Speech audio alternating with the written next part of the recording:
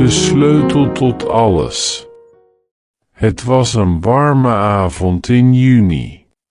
De zon zakte langzaam achter de huizen van de straat, en het licht maakte alles oranje en zacht. Ik liep over de stoep, mijn handen in mijn zakken, en voelde de hitte van de dag nog op mijn rug. Er was iets vreemd in de lucht, maar ik kon niet precies zeggen wat. Voor het huis aan de overkant stond een man bij de voordeur. Hij rookte een sigaret en keek steeds om zich heen, alsof hij iemand verwachtte. Zijn gezicht was strak, bijna geforceerd vriendelijk, maar zijn ogen verrieden iets anders. Ik bleef een moment stilstaan en keek naar hem, nieuwsgierig maar ook een beetje ongemakkelijk. Toen liep hij weg. Niet snel, maar ook niet langzaam. Alsof hij ergens heen moest, maar niet precies wist waar. De straat voelde leeg zonder hem. Alleen het geluid van een fiets die voorbij reed en het zachte geritsel van bladeren was te horen. Ik zuchtte en liep verder. Mijn schoenen maakten zachte geluiden op het grind van de stoep. Ik dacht aan mijn dag, die eigenlijk niets bijzonders had gebracht, maar nu voelde het alsof er iets zou gebeuren. Iets wat ik niet kon zien, maar toch ergens in mijn hoofd voelde borrelen. Toen ik de hoek omging, zag ik een klein café. Het licht binnen was geel en warm. Er zat iemand alleen aan een tafel, een vrouw met een boek. Haar gezicht was half verlicht en ze keek op toen ik binnenstapte. Ze glimlachte kort, maar het voelde niet alsof ze echt vriendelijk was. Meer alsof ze nieuwsgierig was naar wie ik was en waarom ik daar was. Ik bestelde een koffie en ging aan een tafeltje bij het raam zitten. Buiten werd het donkerder en de lucht rook naar regen, ook al was er nog geen druppel gevallen. Ik nam een slok en keek naar de mensen op straat.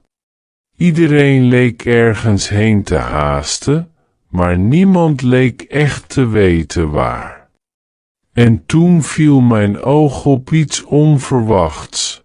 De man van de overkant stond ineens aan de andere kant van het raam, recht naar mij te kijken. Zijn ogen ontmoetten de mijne en een vreemde spanning trok door mijn lichaam. Ik voelde een lichte paniek, maar ik deed alsof alles normaal was. Hij glimlachte dit keer niet. Hij knikte kort en draaide zich toen om en verdween weer in de straat. Ik bleef nog een tijdje zitten, mijn koffie koud wordend, mijn hoofd vol vragen. Wie was hij? Waarom keek hij naar mij? En waarom voelde het alsof alles vanaf dat moment anders zou zijn? De nacht viel snel. Het café raakte langzaam leeg en het zachte gezoem van de verlichting werd het enige geluid.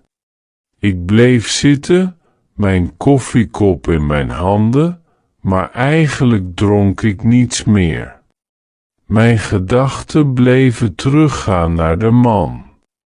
Waarom keek hij zo naar me? Ik kende hem toch niet? Of dacht ik dat niet te weten? Soms, bedacht ik, kan iemand je aanstaren en je het gevoel geven dat ze iets van je weten, iets wat je zelf misschien nog niet doorhad.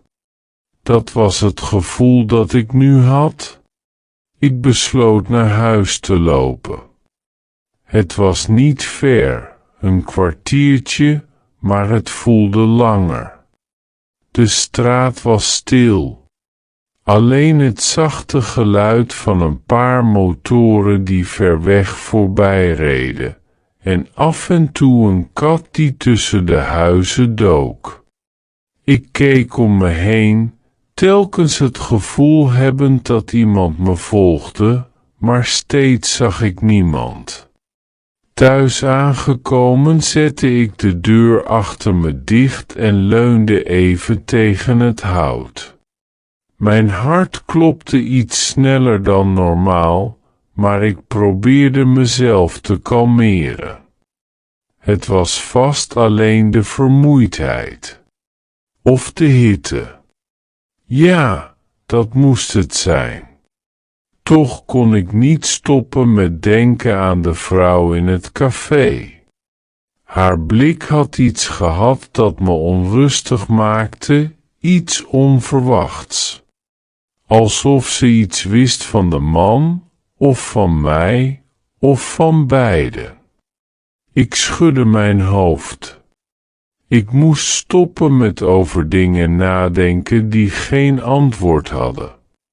Ik liep naar de keuken en schonk mezelf een glas water in. Terwijl ik dronk, hoorde ik buiten een zacht geluid. Een voetstap op het grind. Mijn hart sloeg even over.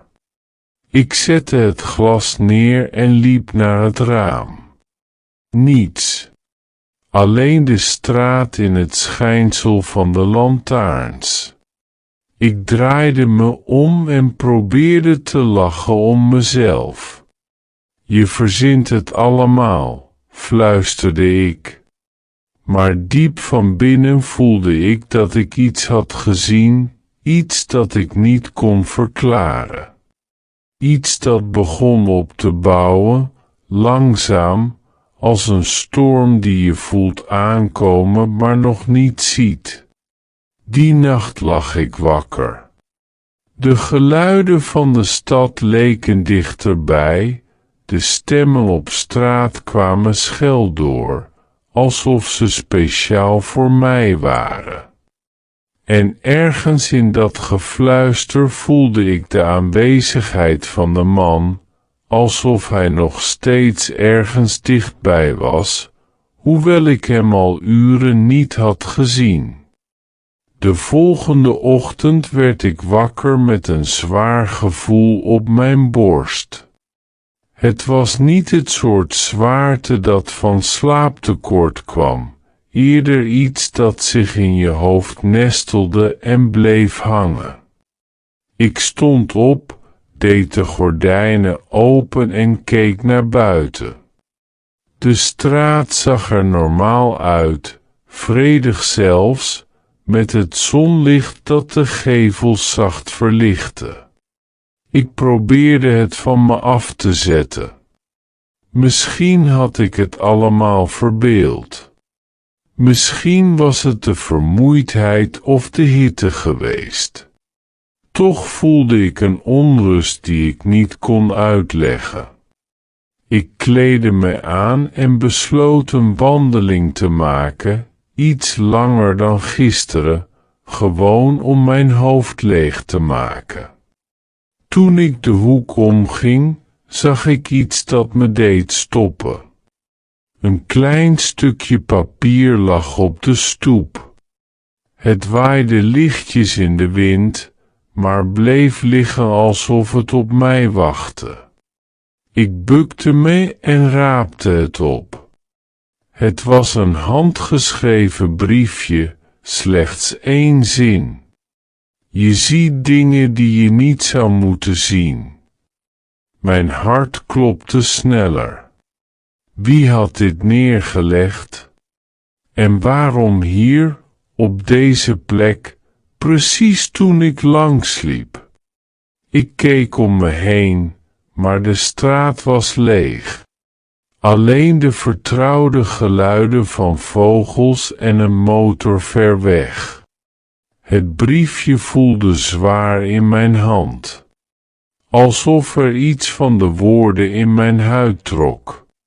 Ik stopte het in mijn zak en liep verder, maar met elke stap voelde ik dat iets veranderde. De wereld om me heen leek scherper, helderder, alsof ik nu dingen opmerkte die ik normaal zou negeren.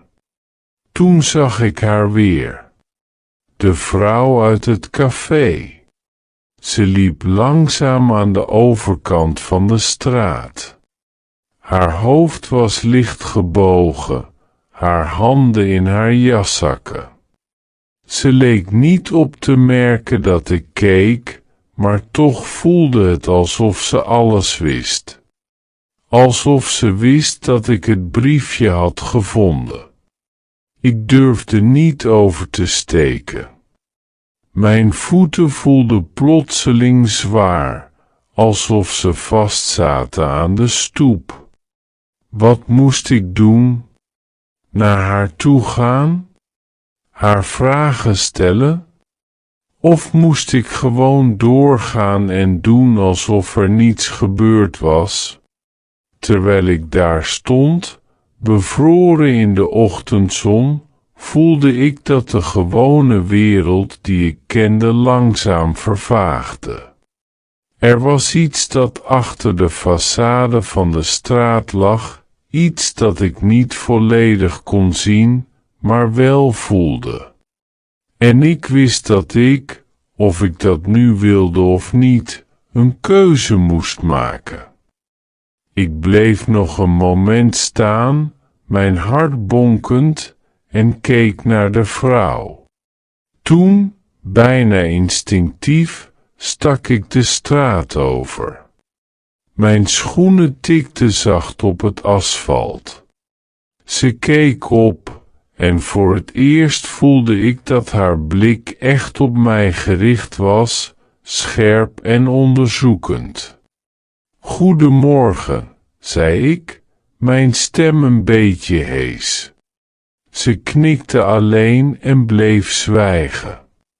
Haar ogen gleden naar mijn jaszak, waar het briefje stak. "Je hebt het gevonden," zei ze toen eindelijk, haar stem zacht maar beslist. Ik voelde een rilling langs mijn rug lopen. "Hoe wist ze dat?" "Wat is dit?" vroeg ik. Ze glimlachte nauwelijks merkbaar.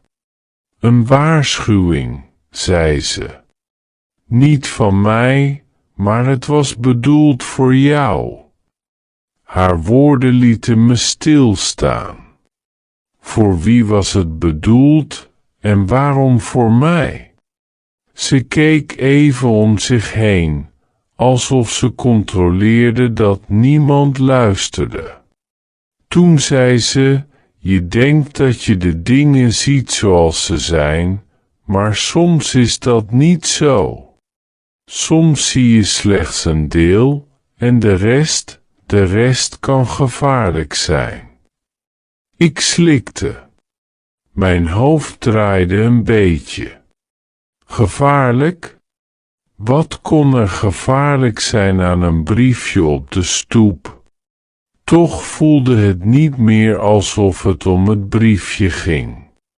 Het ging om iets groters, iets dat ik nog niet helemaal kon begrijpen. "Wie?" vroeg ik uiteindelijk, mijn stem trillerig. Ze haalde haar schouders op. "Sommige dingen moet je zelf ontdekken," zei ze. En met die woorden draaide ze zich om en liep langzaam weg, haar stappen stil maar zeker. Ik bleef achter, het briefje nog in mijn hand, het gevoel dat iets in beweging was gezet dat ik niet kon stoppen. De wereld leek ineens anders, scherper, en ik voelde dat ik een keuze had gemaakt door haar te volgen, of misschien had zij mij gevolgd, zonder dat ik het doorhad. Ik keek naar het briefje. Het voelde nu zwaarder dan ooit. Het was niet zomaar papier, het was een sleutel. Een sleutel naar iets dat ik nog niet volledig kon begrijpen, maar dat mijn leven al had veranderd. Ik hield het briefje stevig in mijn hand terwijl ik de straat uitliep. De vrouw was verdwenen, maar haar woorden bleven nagalmen in mijn hoofd. Sommige dingen moet je zelf ontdekken. Wat bedoelde ze daarmee? En vooral, waarom ik? Ik besloot eerst naar het café te lopen. Misschien zat zij daar weer, of misschien was er iets anders te ontdekken. Het was nog vroeg en de zon maakte de ramen van het café glanzend. Binnen zag ik niemand van de dag ervoor, alleen de geur van koffie en vers brood. Het voelde leeg en vreemd, alsof het café een tijdelijk toevluchtsoord was geweest, maar nu al vergeten. Ik ging aan een tafeltje zitten en legde het briefje voor me neer. Mijn vingers speelden er zenuwachtig overheen. Wat als ik een fout maakte? Wat als dit een waarschuwing was die ik niet had moeten oppakken? Het idee alleen al maakte me nerveus. Terwijl ik daar zat, viel mijn oog op een klein detail dat ik gisteren niet had opgemerkt. Een tekening op de rand van de tafelpoot. Het was een simpel lijnenspel, een soort krabbel, maar iets eraan trok mijn aandacht. Het leek op een sleutel. Een echte sleutel met een complexe vorm. Ik voelde een plotselinge spanning in mijn buik. Het was waarschijnlijk een toeval, dacht ik, maar toch, het leek belangrijk. Ik pakte mijn telefoon en maakte een foto van de tekening. Misschien was het niets, misschien was het een aanwijzing. Het was het eerste bewijs dat er iets gaande was, iets verborgen onder de gewone wereld die ik kende. Toen hoorde ik voetstappen achter me. Ik draaide me om en zag niemand, alleen de deur die zachtjes in de wind bewoog. Toch voelde het alsof iemand aanwezig was, alsof er ogen op mij gericht waren. Ik slikte en keek naar het briefje. Het voelde alsof het antwoord op mijn vragen daar stond, maar ik wist nog niet hoe ik het moest vinden. Ik stond op, liet wat geld achter op de tafel en liep naar buiten. De straat leek anders nu, stil en toch geladen. Iets volgde me, maar ik kon het niet zien. Het enige dat ik had, was het briefje, een tekening en een gevoel dat mijn leven niet langer hetzelfde zou zijn. En ergens, diep van binnen, wist ik dat ik een keuze had gemaakt die ik niet meer terug kon draaien. Die middag besloot ik terug te gaan naar het park, een plek waar ik vaak alleen liep om mijn gedachten te ordenen. Maar deze keer voelde het anders. Het voelde alsof elk geluid, elk blad dat viel, een signaal was. Een aanwijzing die ik moest volgen. Terwijl ik over de grindpaden liep, zag ik een bankje dat ik normaal nooit opmerkte. Er lag een klein envelopje, eenvoudig wit, zonder naam of adres. Mijn hart begon sneller te kloppen. Dit was geen toeval. Dit was een uitnodiging, of een waarschuwing, ik wist het nog steeds niet. Ik bukte me en pakte het envelopje op. Binnenin zat een kaartje. 1 zin stond erop, net als het briefje eerder. Volg het pad dat je niet zou kiezen. Ik voelde een lichte paniek, maar ook een nieuwsgierigheid die sterker was dan mijn angst. Het pad dat ik niet zou kiezen, wat bedoelde ze daarmee? Het park had verschillende paden, een kronkelend pad langs de vijver, een smal pad dat tussen de bomen verdween en een breed pad dat naar de uitgang leidde. Instinctief voelde ik dat het smalle pad tussen de bomen de juiste keuze was. Ik begon te lopen. De bomen boogden zich zachtjes over het pad, waardoor het licht gedempt werd. Het was koel en stil, maar er hing iets in de lucht dat ik niet kon plaatsen. Het voelde als spanning, als een aanwezigheid die ik niet kon zien, maar die ik wel voelde. Na een paar minuten kwam ik bij een kleine open plek. Daar lag een boek, een oud, leren exemplaar, half bedekt met bladeren. Het zag eruit alsof het al lang niemand had gezien. Toen ik dichterbij kwam, voelde ik mijn hartslag omhoog gaan. Het boek leek speciaal voor mij achtergelaten te zijn. Ik opende het voorzichtig en vond handgeschreven notities. Ze leken willekeurig, maar ik voelde dat er een patroon was, iets dat ik moest begrijpen. Het was het begin van iets groters, iets dat zich langzaam aan mij openbaarde. En terwijl ik daar stond, alleen in het halfdonkere bos, besefte ik dat ik niet alleen een pad had gekozen, ik had een wereld ontdekt die ik nooit eerder had gezien, en die waarschijnlijk nooit meer normaal zou worden.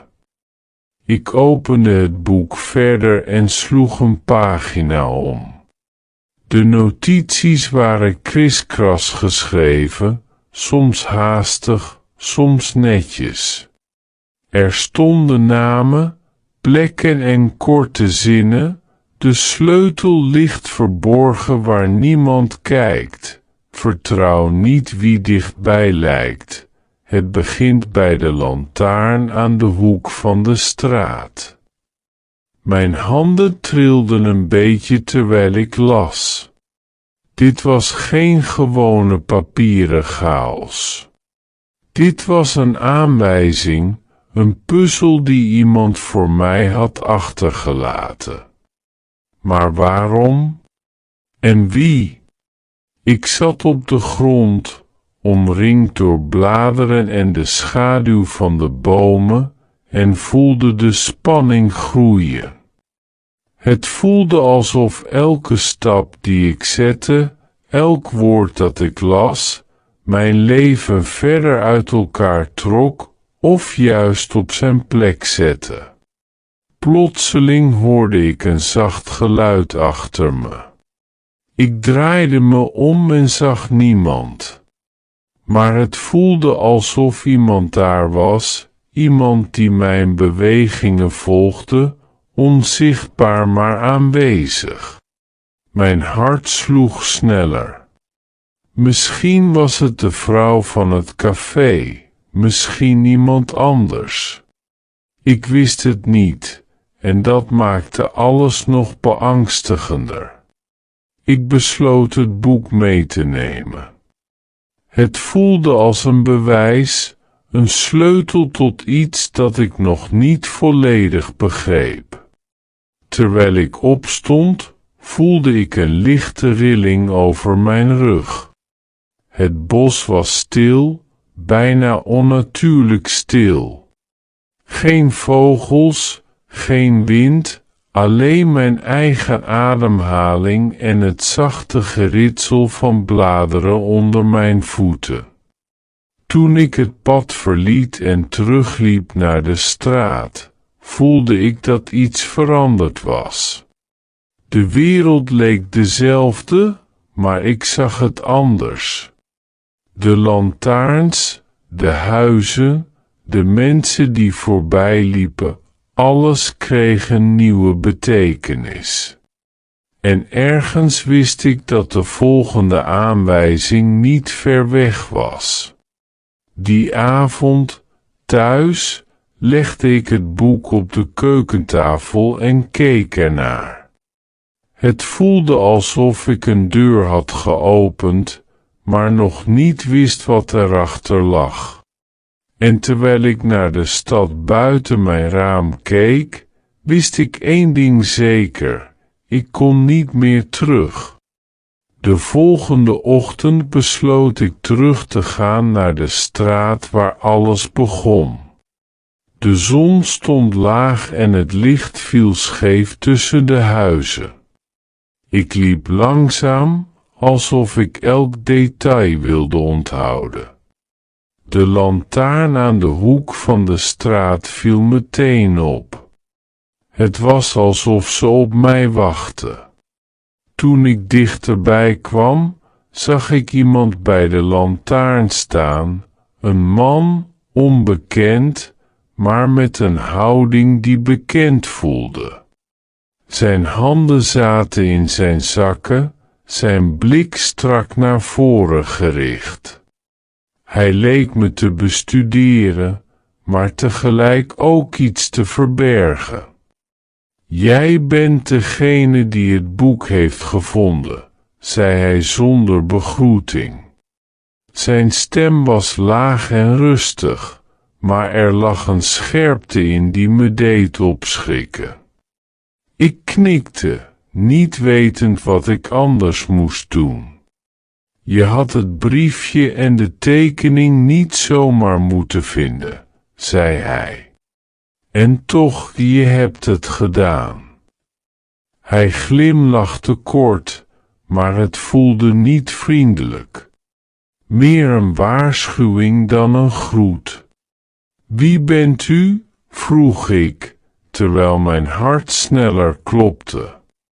De woorden kwamen vanzelf, maar mijn stem klonk onzeker.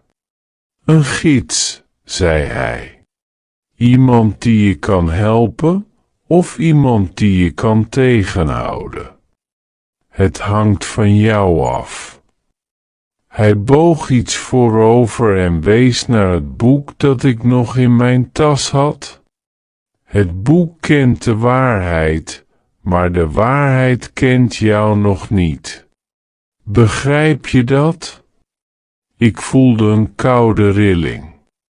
Alles voelde ineens groter dan ik had gedacht. Dit was geen spel, geen toevalligheid. Dit was iets waar ik diep in terecht was gekomen, iets dat misschien mijn leven volledig zou veranderen.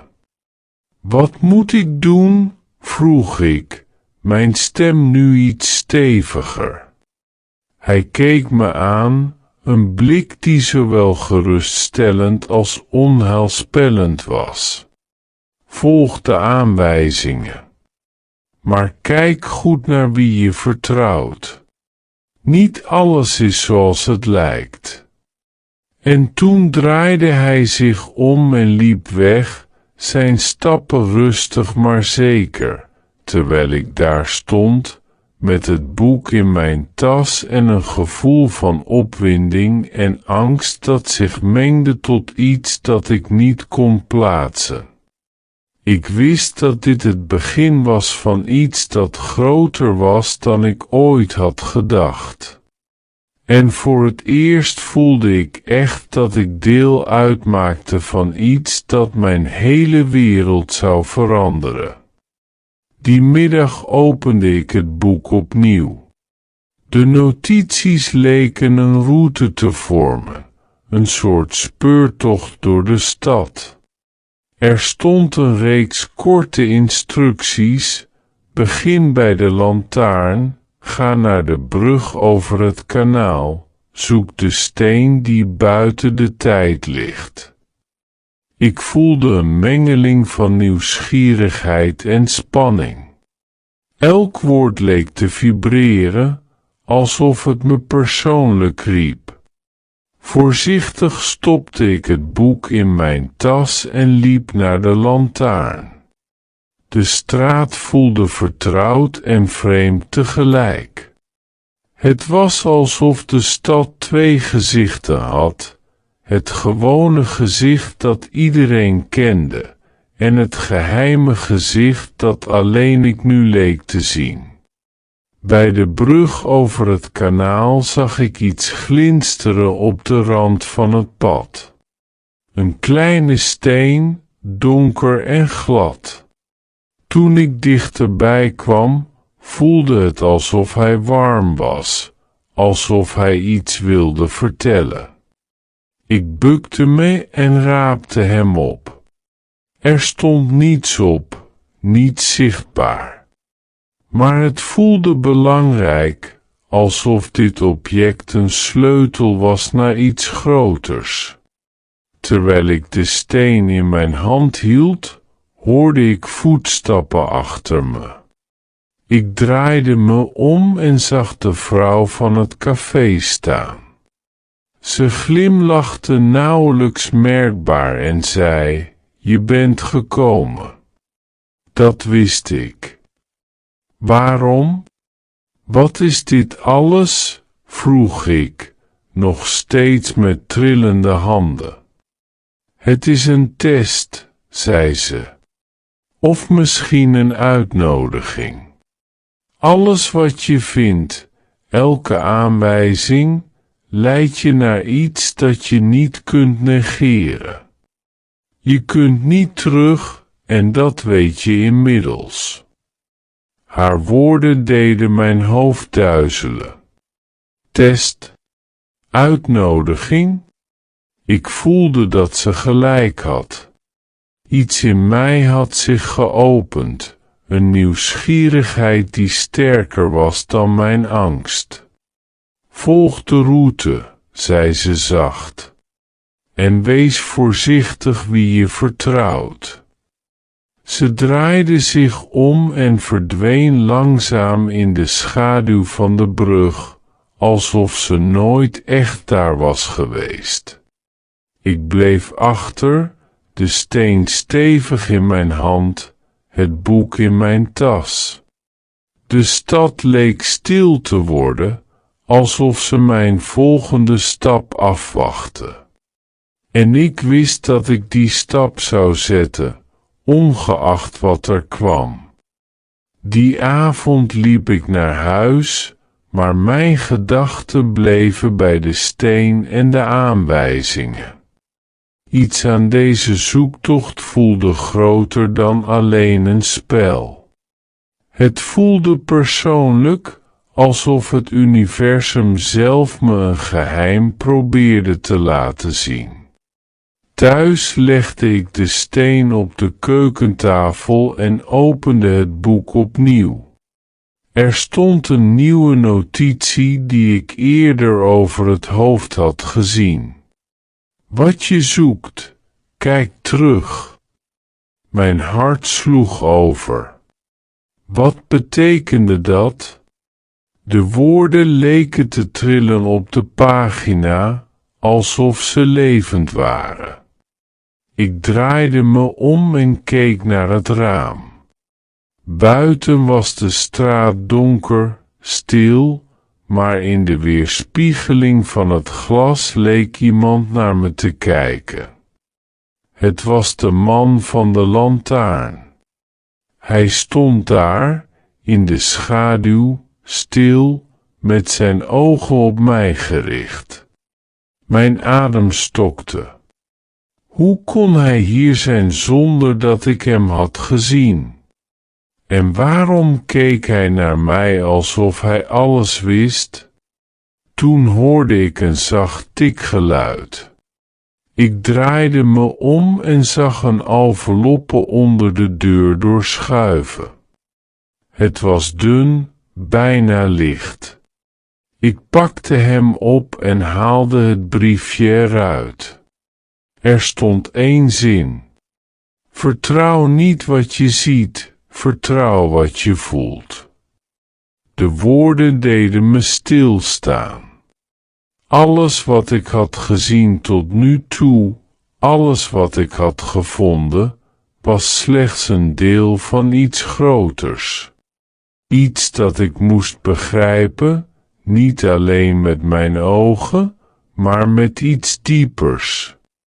Ik voelde een lichte paniek, maar ook een opwinding die sterker was dan angst.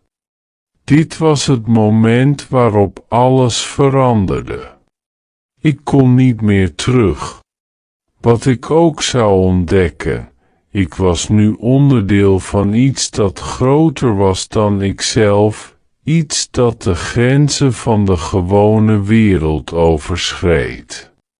En terwijl ik daar stond, het briefje in mijn hand, voelde ik dat de nacht nog lang niet voorbij was. De volgende ochtend voelde ik een vreemde rust, alsof de nacht iets had veranderd. Toch bleef de spanning in mijn borst hangen. Ik pakte het boek en bestudeerde de aanwijzingen opnieuw. Er stond een locatie beschreven, een oud magazijn aan het einde van een vergeten steeg. Het voelde vreemd vertrouwd, alsof ik er ooit geweest was, maar tegelijk was het compleet onbekend. Ik liep erheen, mijn tas stevig over mijn schouder, de steen en het boek veilig opgeborgen. Het zonlicht viel laag en scheen op de natte stoep. De stad leek stil te zijn, alsof iedereen wist dat ik iets belangrijks ging doen. Het magazijn zag er verlaten uit. De ramen waren gebroken, de deur kraakend toen ik hem openduwde. Binnen rook het muf en oud. Ik liep voorzichtig naar binnen, mijn ogen langzaam wennend aan het schemerige licht. Op de vloer zag ik iets glinsteren. Het was een klein metalen doosje, oud en roestig. Toen ik het opende, vond ik een sleutel, exact dezelfde vorm als de tekening in het café. Mijn handen trilden. Dit was geen toeval. De sleutel was de verbinding tussen alles wat ik had ontdekt. Het briefje, het boek, de steen. Plotseling voelde ik een aanwezigheid achter me. Ik draaide me om en zag de vrouw van het café staan, stil, bijna als een schim. Je hebt het gevonden, zei ze. Haar stem klonk nu zachter, minder afstandelijk. Maar dit is nog maar het begin. De sleutel opent een deur die je misschien niet volledig begrijpt. Ik knikte, woorden kwamen er niet. Alles leek ineens duidelijk en toch volledig onbekend. De zoektocht had een tastbaar resultaat opgeleverd, maar het grotere geheim voelde nog steeds buiten mijn bereik. Ze liep langzaam naar de deur, stopte en keek me aan. Volg me. De volgende aanwijzing wacht. En ik wist dat ik geen keuze had. Alles wat ik tot nu toe had ontdekt, leidde hier naartoe, een pad zonder terugkeer, een mysterie dat groter was dan ik ooit had kunnen vermoeden. De vrouw leidde me door een smalle gang achter het magazijn. Het was donker en vochtig, en mijn schoenen maakten zachte geluiden op de stenen vloer. Mijn hart bonsde in mijn borst, maar tegelijk voelde ik een vreemde kalmte. Alsof alles wat er tot nu toe gebeurd was, mij precies hier had gebracht. Aan het einde van de gang stond een deur, oud en zwaar, met een slot dat perfect leek te passen bij de sleutel die ik had gevonden. Ik stak de sleutel erin en draaide langzaam. Het slot klikte en de deur zwaaide met een zwaar gejank open. Binnen was een kleine kamer, bijna leeg, behalve een tafel in het midden. Op de tafel lag een stapel papieren, een oude typemachine en een map die mijn naam leek te dragen. Mijn adem stokte. Hoe kon dit allemaal voor mij klaarstaan, alsof iemand wist dat ik zou komen? Ik liep naar de tafel en opende de map. Binnenin lagen documenten, brieven en foto's van plaatsen en mensen die ik herkende, maar ook van onbekenden. Elk blad voelde zwaar van betekenis. Het was alsof iemand mijn leven en mijn keuzes al had gevolgd voordat ik zelf wist dat ze belangrijk waren. De vrouw stond stil bij de deur en zei zacht: "Dit is de kern. Hier begint alles echt. Alles wat je tot nu toe hebt gevonden, was een voorbereiding. Wat je hier vindt, zal je veranderen. Begrijp je dat?" Ik knikte, maar woorden kwamen er niet. Mijn handen trilden terwijl ik een brief opende die bovenop de stapel lag. De woorden waren simpel, maar deden mijn wereld kantelen. Je denkt dat je kijkt naar een verhaal, maar dit is jouw verhaal. En jij bent degene die moet kiezen hoe het eindigt. Het voelde alsof de kamer om me heen draaide. Mijn hele zoektocht, elk briefje, elke aanwijzing, elke steen, het was allemaal verbonden.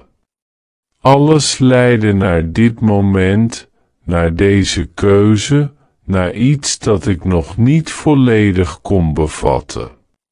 En ergens, diep van binnen, wist ik dat mijn leven nooit meer hetzelfde zou zijn. Ik bleef stilstaan bij de tafel, de brieven in mijn handen, en voelde een druk in mijn borst. Alles wat ik tot nu toe had gedaan, elke stap die ik had gezet, had geleid naar dit moment.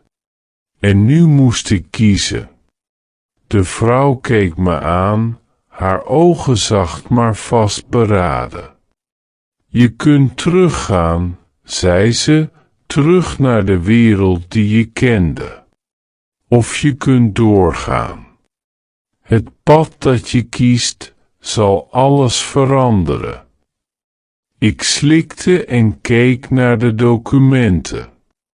Ze toonden foto's van mezelf op momenten die ik me niet herinnerde, brieven die mijn gedachten leken te volgen, en kaarten van plaatsen die ik kende maar nooit had bezocht. Het was beangstigend, maar tegelijkertijd onweerstaanbaar. Ik voelde de steen in mijn tas, de sleutel in mijn hand.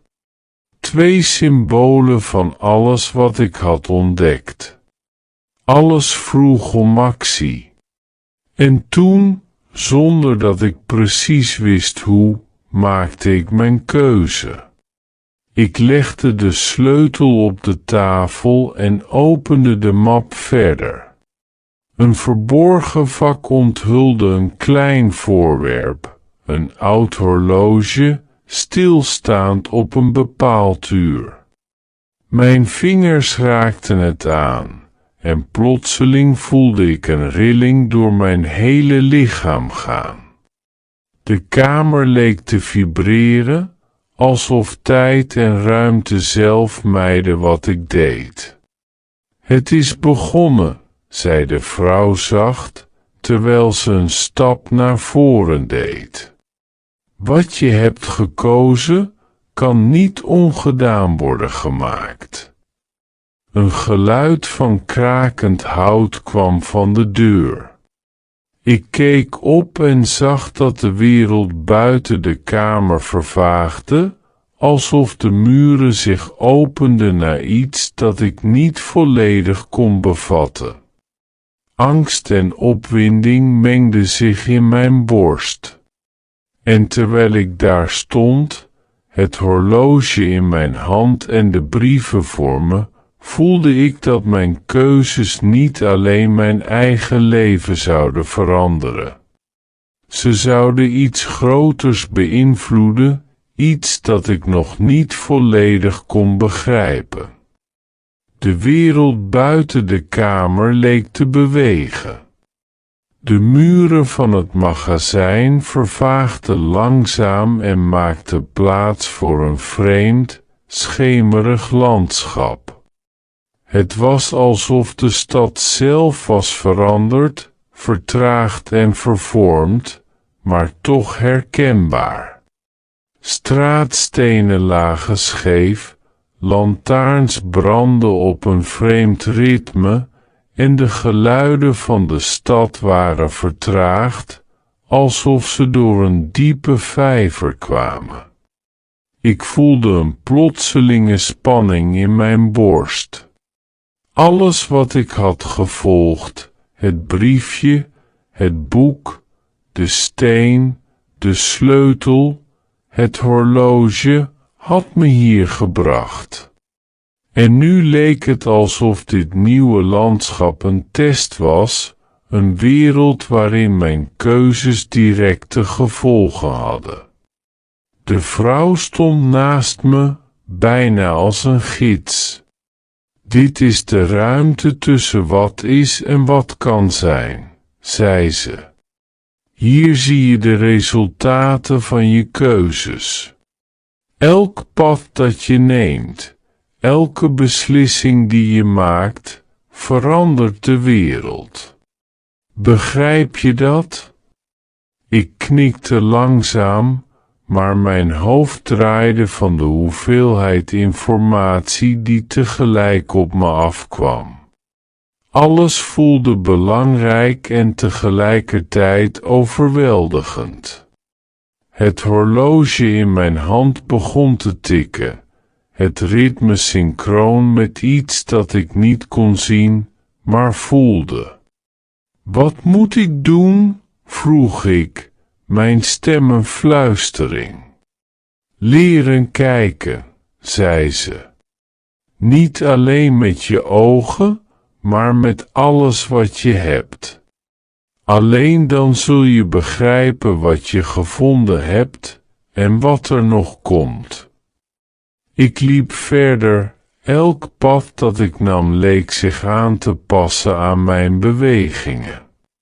Het was alsof de wereld reageerde, alsof het mijn intenties voelde. Kleine veranderingen verschenen.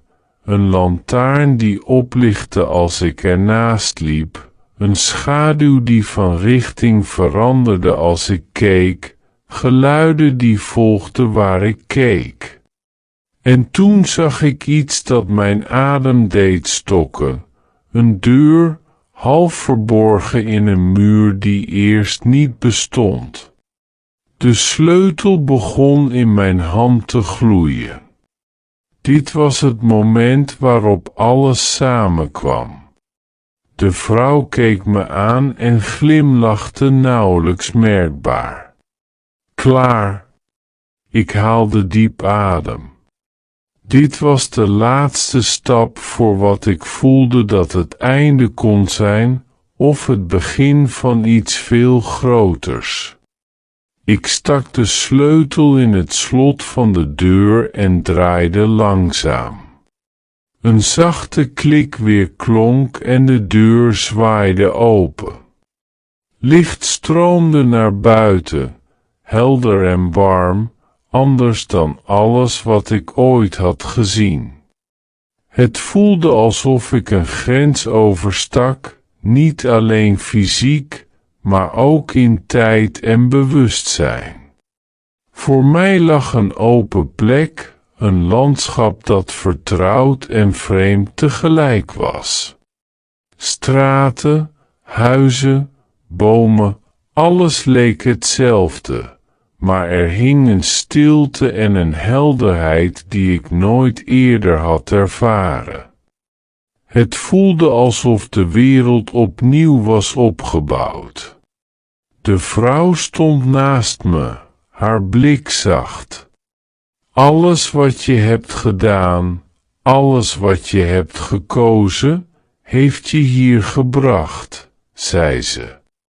Nu weet je dat niets toevallig is. Zelfs de kleinste beslissing kan een verschil maken. Ik keek rond, de brieven, het boek, de steen, het horloge, alles wat mijn reis had aangedreven, leek nu op zijn plek te vallen. De geheimen die ik had gevolgd, de aanwijzingen die ik had ontcijferd, leken samen te komen in dit moment van helderheid.